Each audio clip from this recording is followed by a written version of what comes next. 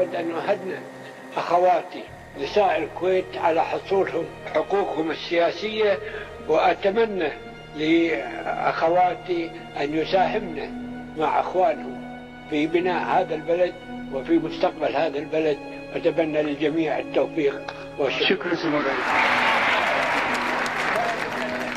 While people in other countries are denied the right to participate in politics and face restrictions on their freedoms, in Kuwait, we are commemorating this year the 18th anniversary of granting women their political rights. This marks a notable stride towards greater social justice. Nevertheless, it is important to assess the effectiveness and impact of women's participation in the decision-making process in Kuwait. Drawing from my experience as the first woman to take up a leadership role in the Kuwaiti government and as a representative in the National Assembly, I had supporters as well as detractors. Ultimately, only what's just is right.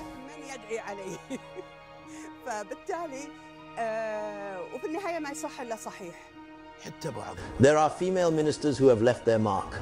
For instance, I'll always remember Dr. Maasouma Al-Mubarak, who chose to resign after the fire at Jarrah Hospital. Which of the men have done this? They usually cling on to their positions until the very end. Firstly, I'd like to express my gratitude to Mr. Walid Al-Jassim for his kind words, reflecting his noble character. I always emphasize that I do not regret my decision to resign. If I could go back in time, I would do it all over again, because a person's actions speak volumes about their character.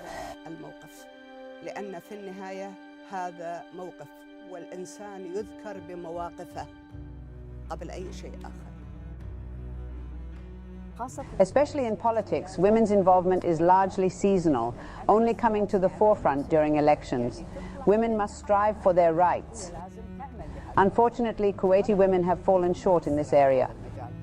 While they have made significant strides in public benefit associations, their political involvement remains limited. This reflects in the underrepresentation of women in the council. A woman cannot achieve larger voting numbers. As we approach elections, we note that women constitute approximately 52% of the voters. I want to say to these women, my sisters, it is a great disappointment if we don't see multiple women secure parliamentary seats.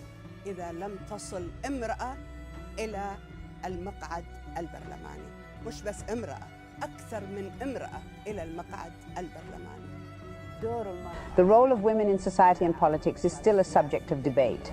I am not a fan of discussing women's rights in isolation from human rights. Human rights apply to everyone, regardless of gender. You're asking me 18 years after women were granted political rights, where do we stand? And I have another question that arises, where are we now after 70 years of democratic practices for men in Kuwait? In the end, an individual with clarity of thought and capability will leave a lasting impression, man or woman. العقل والقدرة موجودة، هيأدي ويترك بصمة.